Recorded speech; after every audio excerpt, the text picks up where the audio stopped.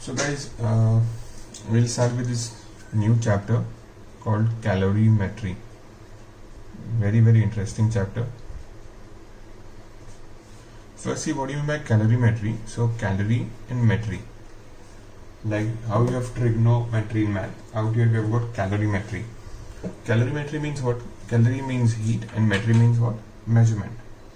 So what is the meaning of calorimetry? So the measurement of quantity of heat. The measurement of quantity of heat is called as calorimetry. So they are also asking the boards couple of times, define calorimetry. So it's the measurement of the quantity of heat. Now let's say out here you've got two bodies, A and B. So there is a body A and there is another body B. A is at say 40 degrees centigrade and B is at say 80 degrees centigrade. Now when you get these two bodies in contact, you know how will the heat flow? Look at the size of the body. A is bigger and B is smaller. These two bodies are of different material and you can also see they are at different temperatures. So when you get these two bodies in contact, what will you notice? You know that the heat will flow from B to A. So heat always goes from higher temperature to lower temperature. Now my question is, how long will the heat keep on flowing? So the heat will keep on flowing till both the bodies reach thermal equilibrium. Till they reach what? Thermal equilibrium. What do you mean by thermal equilibrium now? So thermal equilibrium means what? You know, when both the bodies have attained the same temperature, same final temperature, then it is called as what? Thermal equilibrium, and now there will be no transfer of heat between them. So also, what would be the final temperature of this now? So the final temperature of both these bodies will be how much? Okay, so some of you might be thinking that the final temperature is 60 degree because average of 40 and 80. Remember, it does not work like this for the final temperature. All we know is that the final temperature will be more than 40 degree but less than 80 degree. It could be 41 also, it could be 79 also, because it also depends upon other factors. Like it will depend upon what is the mass of these two bodies, what are the material of these two bodies. Is it clear? So with this much data, with only knowing the temperatures, you cannot determine the final temperature. Now next thing we need to learn is about what do you mean by heat and the temperature. So say out here, let's say you have a container. Okay, it contains say what? It has got some liquid or water. Now it has got these molecules. So these molecules of water, they are continuously in a state of motion, right? So what kind of energy will these molecules have? Kinetic energy. So now what do you mean by heat first? So heat means what? You know, heat is basically the sum of the kinetic energy of all the molecules and plus its potential energy also. Okay, so between two molecules also there is a potential energy due to the intermolecular forces. So the sum of the kinetic energy and the potential energy together is basically what? It is called as what? Internal energy. And the total internal energy of a substance is called as its what? Heat energy. Okay, internal energy. Now what do you mean by temperature? So temperature is defined about, you know, the average kinetic energy of all molecules. So what does this mean? Say first what you do, find the kinetic energy of each and every molecule, add it up and then divide by number of molecules. You will get what? Average kinetic energy. So remember, temperature only helps you in understanding how will the heat flow from A to B or B to A. Correct? Whereas heat is what? The quantity of energy or the amount of energy which has transferred from one body to another body due to the difference in temperature. So that is a point number 1. They can ask you to differentiate between them. Point number 2 is that the unit of heat is joule, Joule, or you can write what also? Capital J. Whereas the unit of temperature is what? Kelvin, or you can write what? Simply capital K. Okay, now next point is that the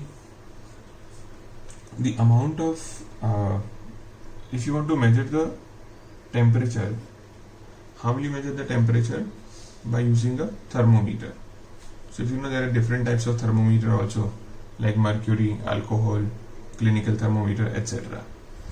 And how will you measure the heat? So heat is measured by principle of calorimetry.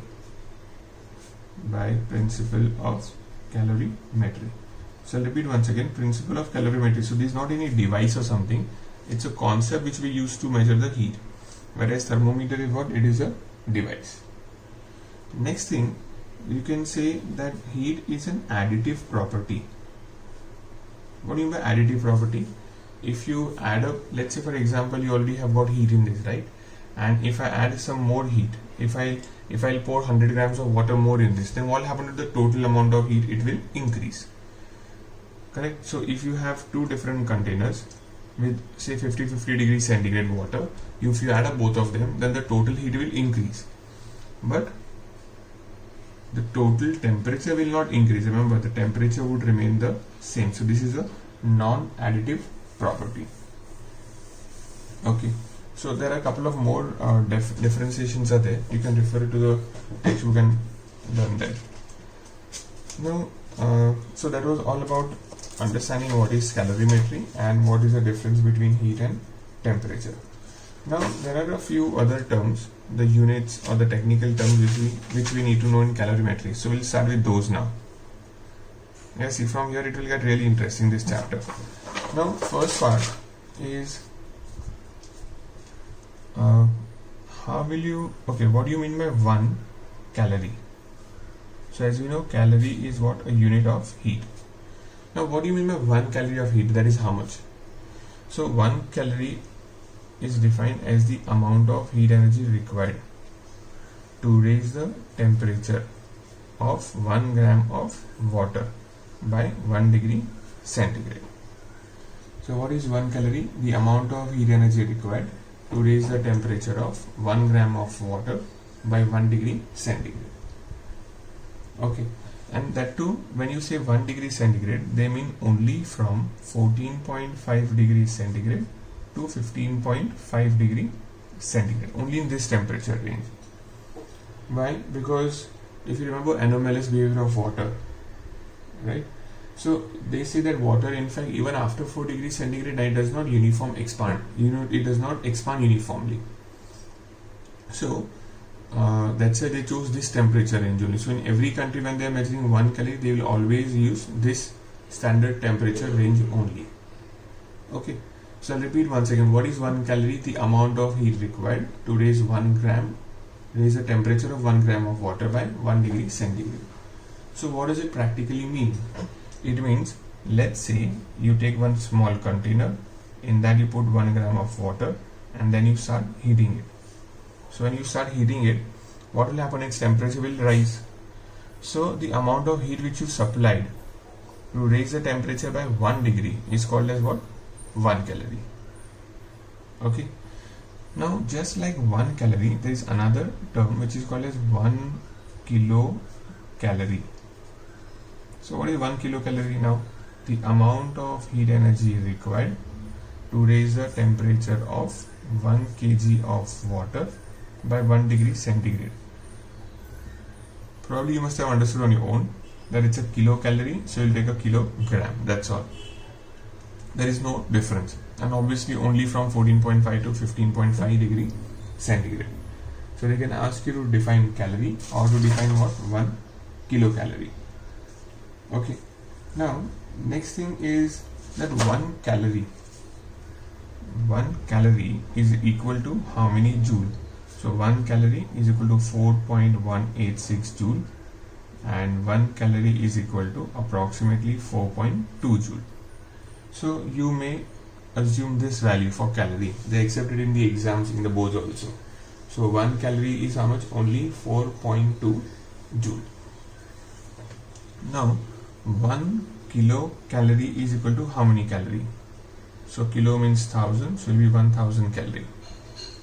or I can also say that this is equal to 4200 joule. How? Because 1 calorie was 4.2 joule, that's why. Now where are these units kilocalorie used? So kilocalorie is used for measuring the energy value of food, remember. So we are using this unit kilocalorie for what? To measure the energy value in foods.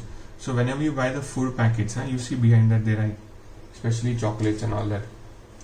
So usually people find, if you read at the back of it and chocolates and all, it has got so many thousands of some whatever, calories or kilocalories.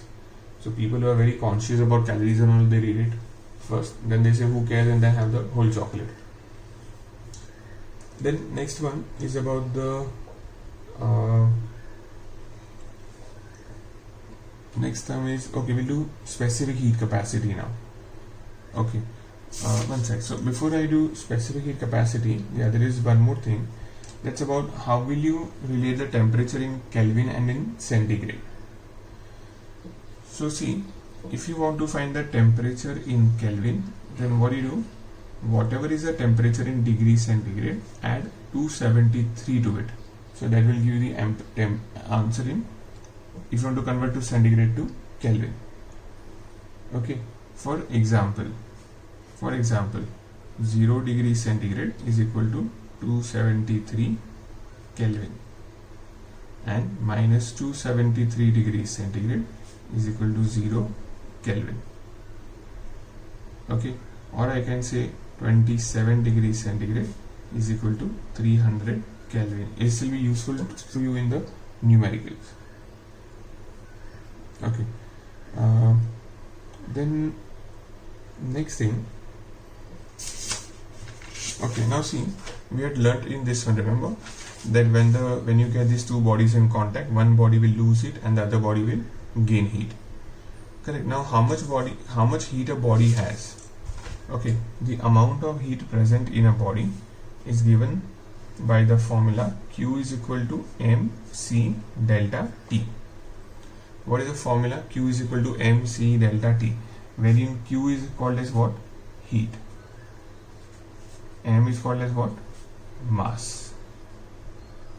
Then C is called as what? Specific heat capacity. And what is the delta T? The change or the rise in the temperature. That is called as a delta T. Now what's the unit of heat? It will be joule. Mass is what? kg. Change in temperature is what? Kelvin. So now see, if Q is equal to mc delta T, what will be C equal to? Q upon m delta T. So what will be the units of specific heat capacity? Q is joule upon m upon delta T. So it will be per Kelvin. So that's the unit of specific heat capacity. Okay. So specific heat capacity is joule per kg per Kelvin. And what are the factors on which the heat depends? Heat depends upon the mass of a body, material or specific capacity, and the change or the rise in the temperature. So any one of them will increase and the heat will also increase. Okay, now next term that we are doing is called as a it's called as heat capacity. Again, very, very important term. Heat capacity. Okay, heat, or it is also called as what? Thermal capacity. Now heat capacity is written as HC or capital C dash. That's a symbol. Now what is heat capacity? So that is the amount of heat energy required to raise the temperature of a given substance by 1 degree centigrade or by 1 Kelvin. But so to the amount of heat which will supply to raise the temperature of a given substance, whatever is a given substance, 2 kg, 5 kg, 0.5 kg, by 1 degree centigrade, then that is called as its thermal capacity. Okay, so see, for example, let's say we have one object over here, okay, whose mass is 5 kg. Now we have supplied a heat of, say, 12,000 joule, and the temperature have raised by say 4 degree centigrade. That is a rise in the temperature. So how much will be its heat capacity? What was the definition of heat capacity? Amount of heat energy required to raise the temperature of a body by 1 degree. So when you give 12,000 joule of heat, that time the temperature rises by how much? 4 degree. So for 1 degree rise in temperature, you need how much amount of heat? 3000 joule per degree centigrade.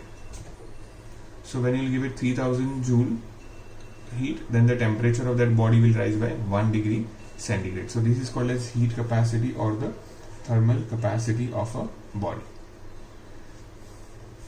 Now also these are the units, joule per degree centigrade, or it can also be written as 3000 joule per Kelvin.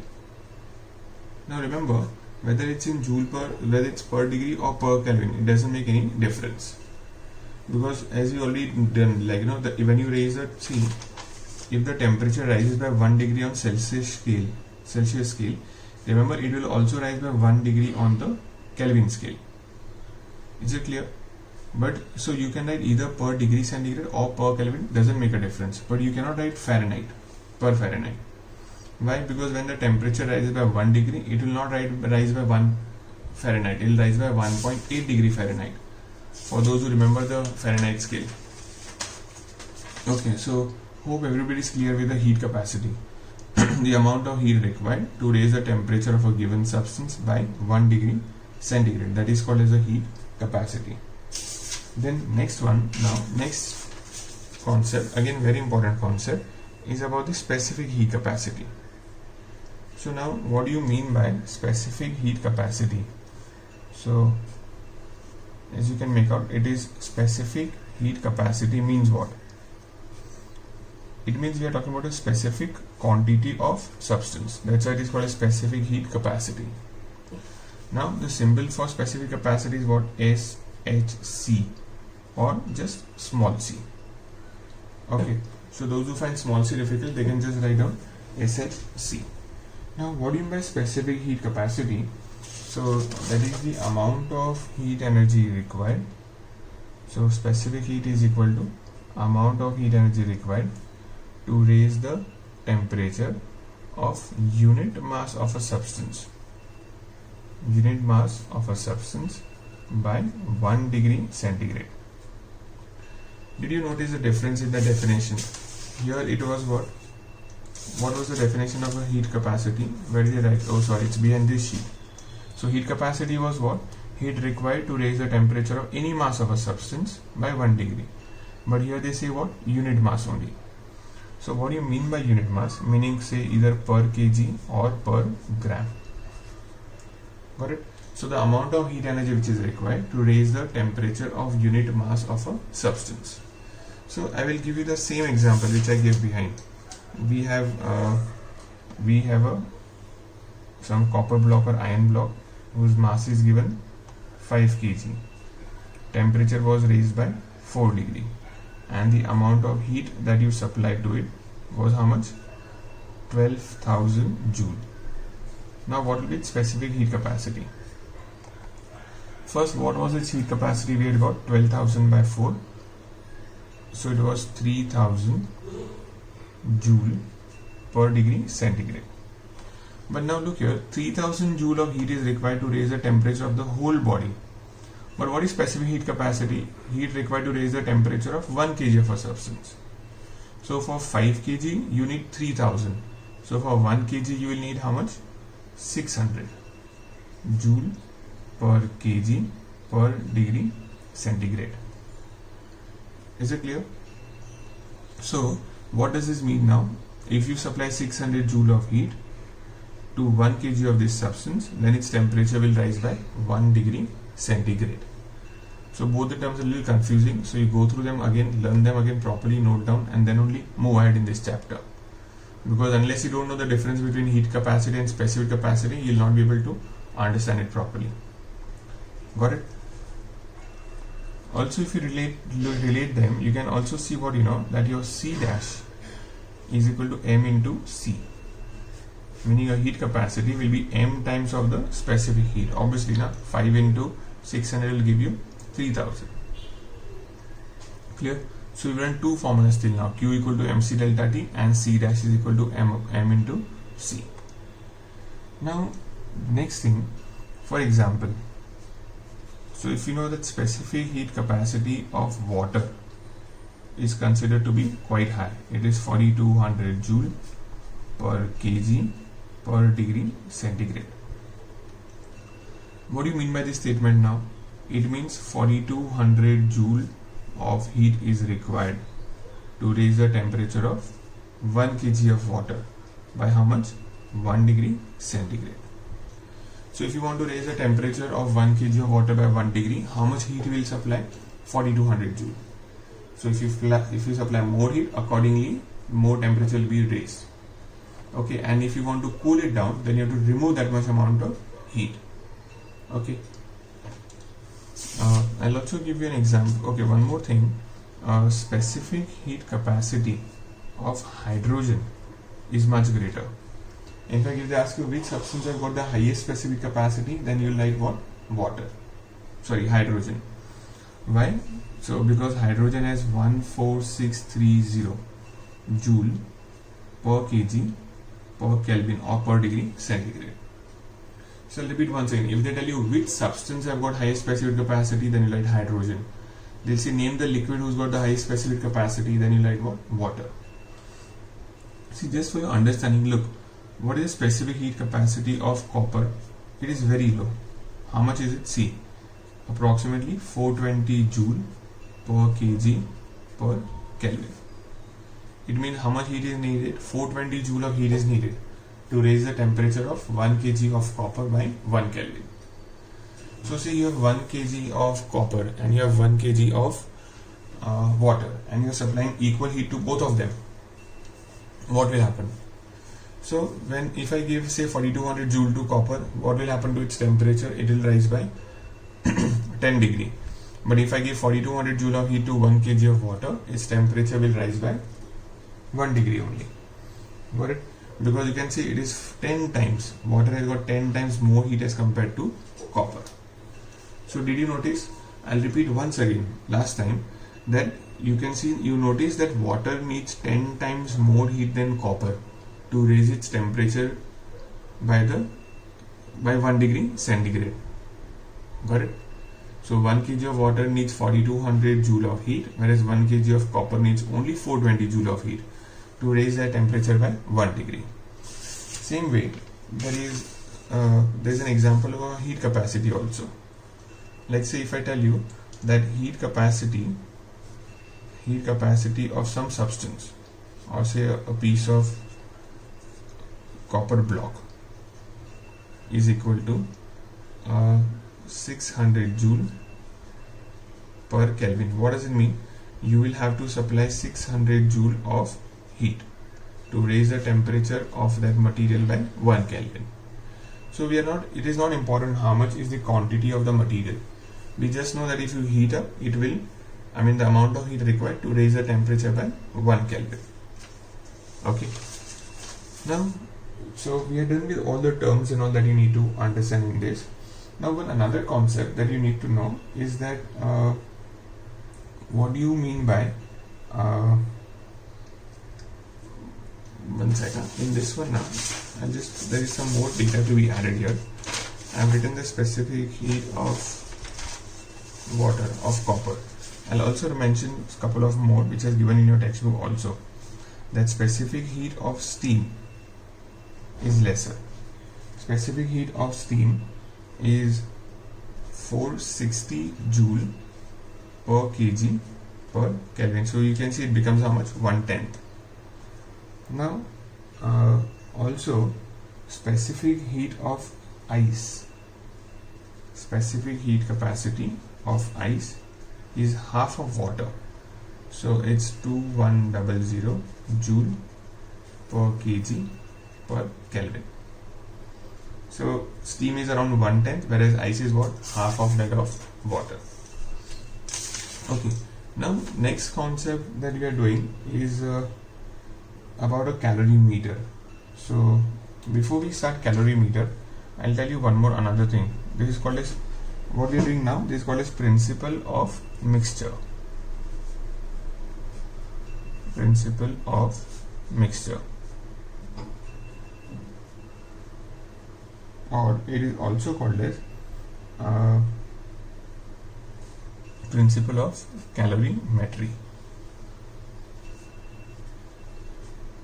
So now we are going to learn, this is also called in short as POM, P-O-M, POM, principle of mixtures or principle of calorimetry. So we have done one POM earlier also, there was principle of machine. Now this is the principle of mixtures. Now what a principle of mixture states, that which we already discussed, that if you have two bodies A and B, and if there is a transfer of heat between them, then the heat will always go from high to lower temperature, and the amount of heat lost by hot body. So say this is a hot body and this is a cold body. So we can say what, the heat lost by hot body, heat lost by hot body is equal to the heat gained by cold body. Heat gained by lost by hot body is equal to heat gained by cold body. Got it? But there is one condition for this. What is the condition? Assuming, what do you have to assume? Assuming no heat is lost, to the surrounding. No heat is lost to the surrounding or to the environment. Like for example, see, you might have noticed, when you say you have hot water in some vessel, a glass of hot water. So you pour that hot water into another vessel. So you must have seen, that vessel becomes hot. You can see some steam or the vapors are going out. So those are all basically losses of heat. But here we are assuming that there is no loss of heat. It is just an assumption. So that's what principle of mixture states, that heat lost by hot body is equal to heat gained by cold body. How do you measure the heat lost by hot body? mc delta T of a hot body will be equal to what? mc delta T of a cold body. Okay. So we are going to use this principle now, according to principle of mixtures. Even this, there are some problems which are based on this formula. Now, next thing that we are doing is what do you mean by calorimeter now first? So what is a calorimeter now? It is just a cylindrical vessel. Okay, it is just a cylindrical vessel, and it is used to find out or to measure the amount of heat which is gained or lost by a body. Okay, so if you keep two bodies in contact, one body will lose heat, other body will gain heat. So we basically use to find out which body is losing how much heat and the other body is gaining how much amount of heat. So that, I'll repeat once again, that instrument that which we are using is called as a calorimeter. So this is how a calorimeter looks. Oh, look over here. This is a calorimeter. Let's see. So one sec. I think you can see it now. So this instrument is called as what? Calorimeter. Now if you notice the different parts, let's start from the outermost part. This is the wooden jacket. Okay, meaning there is a casing first which is made out of wood. So this whole thing, what you see out here, is made out of wood. Why we chose wood only? We chose wood because wood is a bad conductor, right? It's an insulator, so it will not let the heat, there is a vessel inside, so it will not let that heat go to the surroundings. Then after you see wood, there is a wool out here. So in the layer which comes after wood is called as what? Wool. So why we use wool over here? Again, wool is an insulator, like your blankets which you use in the winter season, that is also wool. There is something called a glass wool, a special quality which is a very, very good insulator. Again, we are using wool over here so that you do not lose the heat. Correct? Then you can see there is a copper vessel, then there is a wooden lid, stirrer and thermometer. So I will just discuss all of them now. Look. So first, tell me, how can the heat be lost? See, so there are three different ways. There are three modes of transfer of heat, right? you may lose heat by what? Conduction. You may lose heat by what? Convection. And you may also lose by what? Third part is radiation. Now there is something which will take, I'll just show you first what are those. Okay, so the heat can be lost due to these three reasons. It could be due to the conduction or convection or radiation. So how did we take care of conduction? So what did we do? We made a wooden jacket and we made use of what? Wool. So now they both are what? Bad conductors, hence they will not let the heat flow through them. So that's how we took care of what? Conduction. Now how will you avoid convection? So to avoid convection, we make use of what? A wooden lid is used on the top. Okay, if you notice there was a lid also in that figure, or you can check in your textbook, there is a wooden lid used so that the vapors do not go up due to convection. And the last part is what? Radiation. So how will you take care of heat losses due to radiation? So what they do is they silver it, like the calorimeter or the copper vessel is silvered. You will silver, or it is basically called as what? Polished. It is silvered or polished from what? Inside and outside. So by polishing you can also minimize the heat losses due to radiation. Basically we are trying to take every precaution, every care, so that there is no loss of heat by either conduction, convection or by radiation. Okay, so now say out here we had a, so as I told you, there was in this diagram, if you notice, we also have what? A thermometer and a stirrer. Now what is the use of a thermometer? So that you can record the temperature of the liquid continuously. Was the use of a stirrer so as to mix up this liquid, okay, uniformly. And then there was a wooden lid with these holes. So wooden lid was what? To avoid the heat losses due to convection. And you can see this copper vessel, which is very, very important. That thin dark line, if you can see or you check in your textbook, that is a copper vessel. So now they can ask you that a calorimeter, okay, your calorimeter is made up of what material? So if you read, you'll find out in the textbook that your calorimeter is made up of a thin a thin copper sheet.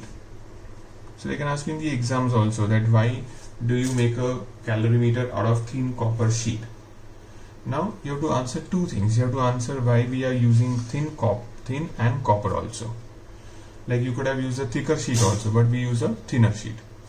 So why we do the thinner sheet? Basically, if the sheet is thinner, it will have less mass. If it has got less mass, it will also have less heat capacity. So it will not absorb much amount of heat from the liquid.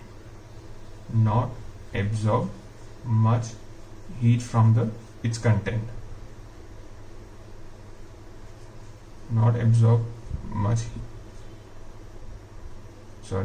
heat from liquid or the contents.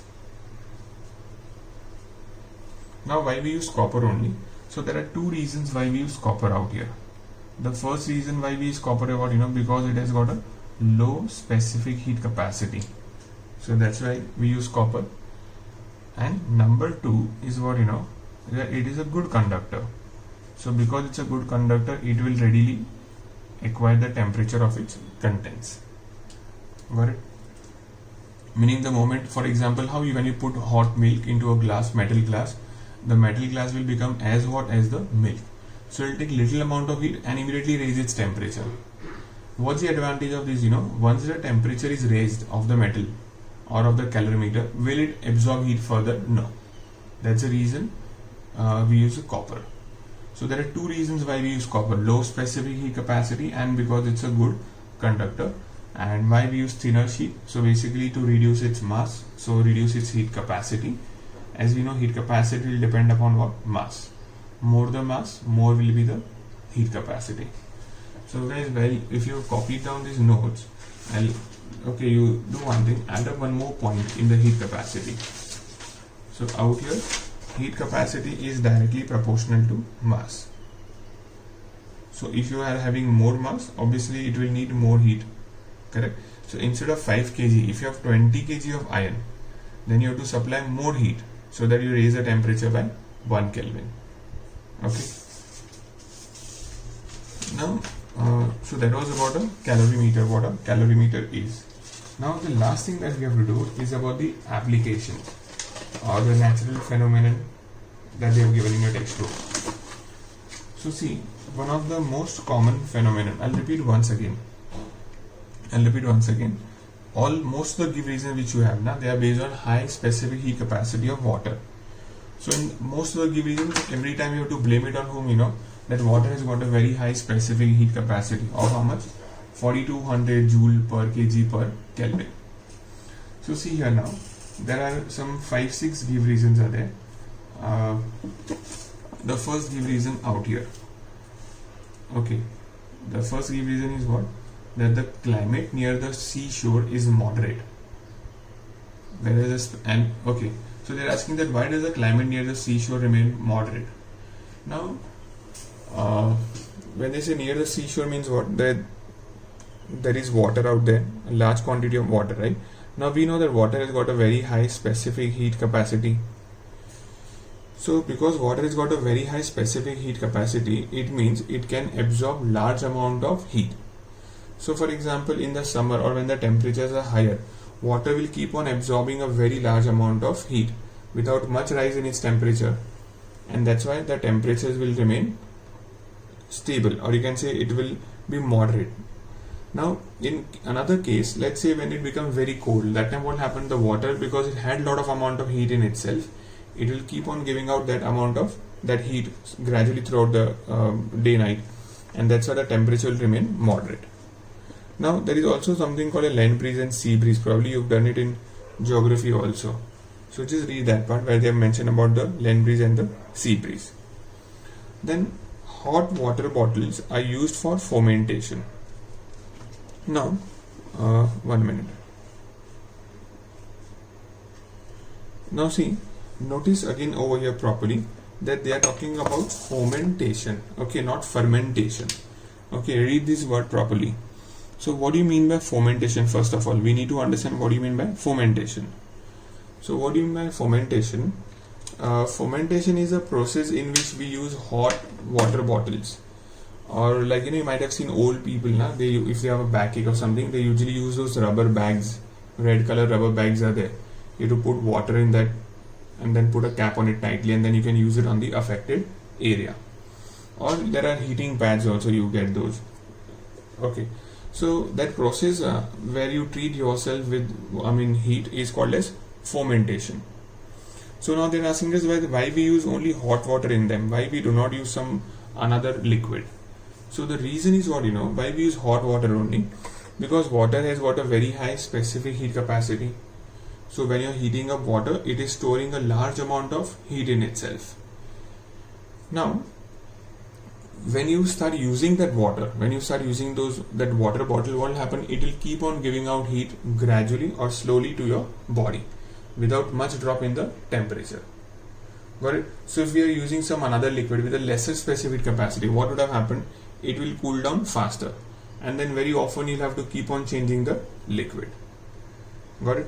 So very important, you have to write that water does not cool quickly because its specific capacity is high, and hence it can give you heat for a longer period of time. Then number 3, why we use water as an effect, or why can water be used as an effective coolant? So coolant means what? It is water can also absorb heat. Guys, look, these are two opposite uses. Here it was giving out heat, and here it is going to absorb heat because it's at a lower temperature. So it is used as a coolant in what, in your car.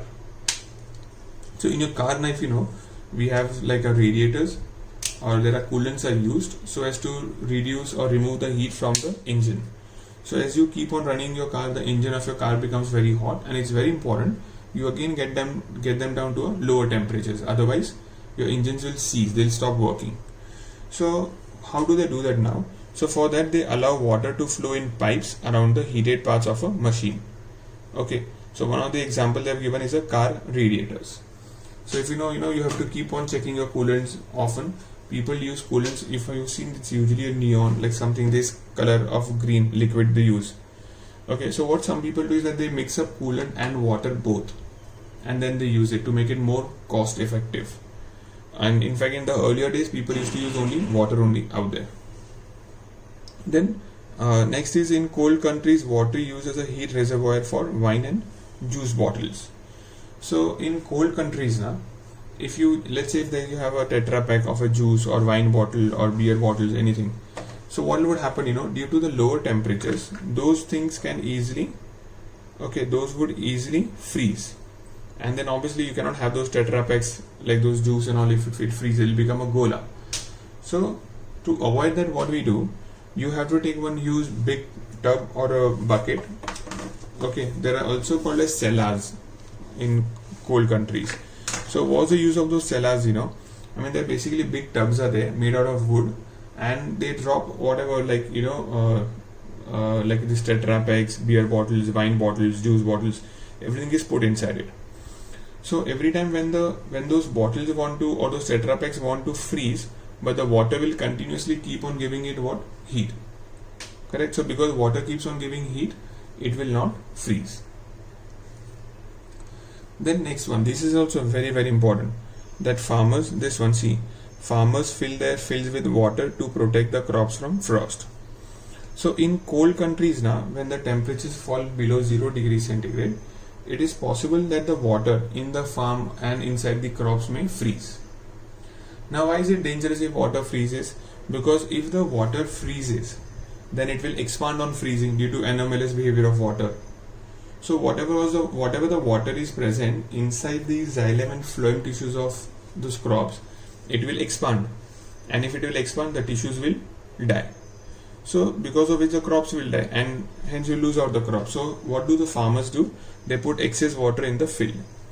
Now what happens with excess water in the field? So when you put excess water in the field, basically it's going to take longer to freeze all this water, right? Or you can rather say that this water will continuously keep on giving heat to the crops, and it will not let the water inside them freeze. Then all plants and animals have a high content of water. Now most of the animals and plants, as they have said, they have nearly 80 to 90% of water in their bodies. How does it help you? It helps you to regulate your body temperature.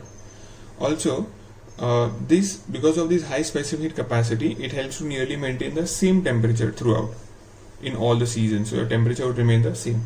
So you must have noticed, if you sprint, if you go for a long run, your body starts sweating after some time. That's because after you went for a long run, you are producing too much amount of heat in your body, or the energy in your body to run. So while producing that energy, your body will become what? Hot. Okay, your body will raise its temperature. So now you need to cool down your body again to get it back to normal temperature. So then your body will start sweating. So again, when the sweat evaporates from your body will cool down. Same way they can also ask you, that when you have fever, why do we put that a cloth, a wet cloth on your forehead? So for the same reason, that water has high specific capacity.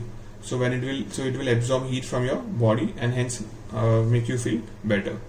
Same way they can ask you, that why is water considered as the best drink for quenching thirst? So when you come out when you go out to play in the sun, you may not be getting it now, but when you go out to play in the sun,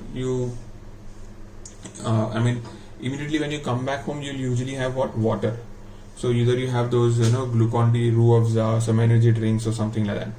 So why do we do those? Why do we have those water-based liquids? That is because water has a high specific heat capacity, so it is going to absorb a large amount of heat from your body. Correct? And because it absorbs a large amount of heat from your body temperatures will come down. So those were the few examples, applications which they can ask you for the specific heat capacity. Now these are the examples which are based on what? High and low heat specific capacity. So see, even high specific heat capacity is useful to us. Now, where do you come across high heat capacity? So first one is that the base of a cooking pan is made thick. So if you've seen those bhaji na,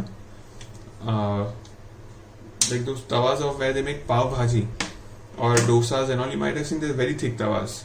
Okay, even this you must not have got to see now for long. All the restaurants are closed. So if you've seen those tawas, they are very thick. In fact, even the tawas which you use at home, they are made very, very thick. So why do we use such thick tawas? The reason is what, that when you heat up, first thing, it will take longer to heat up these tawas because their mass is more, so the heat capacity is greater. Okay, now what is the advantage of having such thick ones? So now when you keep, like for example, when you keep those, that dough, flatten that dough and you put it on the tawa, that tawa will keep on giving out heat continuously gradually at a slower rate to the food.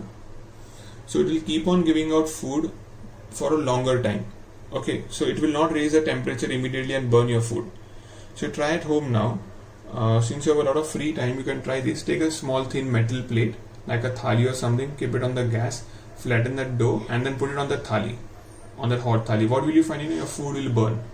Why? Because suddenly, when you heat up the thali's temperature will raise to say some 150-200 degrees centigrade, and when you put the dough on that, it will immediately burn and the temperature of thali will also come down. So to avoid that, we make use of what? Of a thick cooking pan.